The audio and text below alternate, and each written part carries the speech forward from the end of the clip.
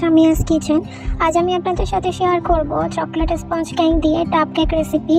এই 1 pound chocolate sponge cake দিয়ে আপনারা চাইলে 3টা টাপ কেক তৈরি করতে পারবেন। আমি এখানে একটা টাপ কেক তৈরি করছি, এরপরে বাকিগুলো দিয়ে আমি 2টা জার কেক তৈরি করব। তো এখানে আমি কেকটাকে স্লাইস করে 3টা ভাগ করে কেটে নিয়েছি, আপনারা চাইলে 2টাও করতে পারেন।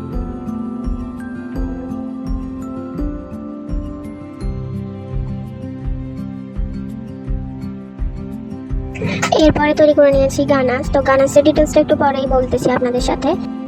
একটা টিফিন বাটিতে আমি চকলেট ক্রিম দিয়ে কভার করে নিয়েছি, পুরোটা কভার করার দরকার নেই। তো এরপরে কেকের স্লাইস দিয়ে দিচ্ছি। তো এখানে আমি 2 টেবিল চামচ চিনির সাথে 1 টেবিল চামচ গানাশ দিয়ে পানি দিয়ে ভালো মতো মিশিয়ে চকলেট সিরাপ তৈরি করে নিয়েছি। এবার বলি গানাশটা কীভাবে রেডি করছি। তো আমি 50 গ্রাম হুইপ ক্রিম নিয়ে 100 গ্রাম চকলেটকে মেল্ট করে একসাথে ডাবল বয়লারে তো চকলেট গানাশটা তৈরি করে নিই।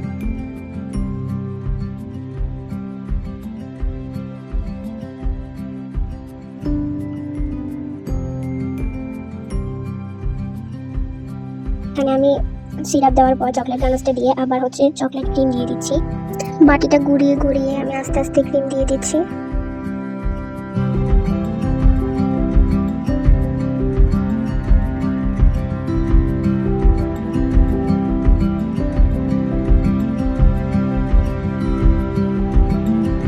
তো এখন আমি একটা স্প্যাচুলার সাহায্যে ক্রিমগুলোকে সমান করে নিতেছি।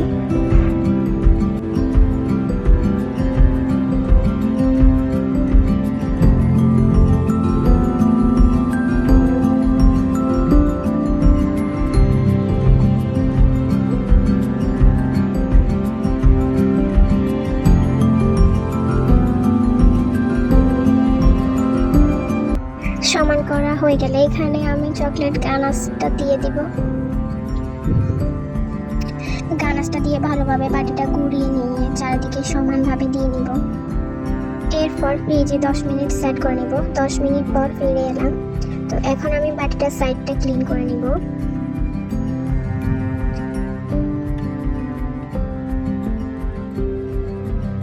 এই তো আমার টাপ কেক রেডি। দেখতেই পাচ্ছেন কতটা লোভনীয়। ফ্রিজে আমার কিছু টপার স্টোর করা ছিল, তো সেগুলো আমি এখানে একটু ডেকোরেশন করার জন্য দিয়ে দিচ্ছি।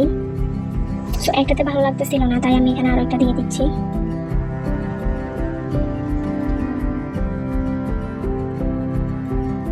দিয়ে ভালোভাবে একটু প্রেস করে দিচ্ছি যাতে উঠে না আসে। দেখতে পাচ্ছেন আমার টাপ কেক একদম রেডি। আমার কাছে শুধু গানাশ দিয়ে কেকটা ভালো লাগতেছিল না, তাই আমি এখানে টপারগুলো আবার উঠিয়ে এরপরে আমি আবার কোকো পাউডার দিয়ে কভার করে তারপর টপারগুলো দিয়েছি। দেখতে পাচ্ছেন মাশাআল্লাহ কত বেশি সুন্দর লাগতেছে। আজকের মতো এখানে বিদায় নিচ্ছি। আল্লাহ হাফেজ।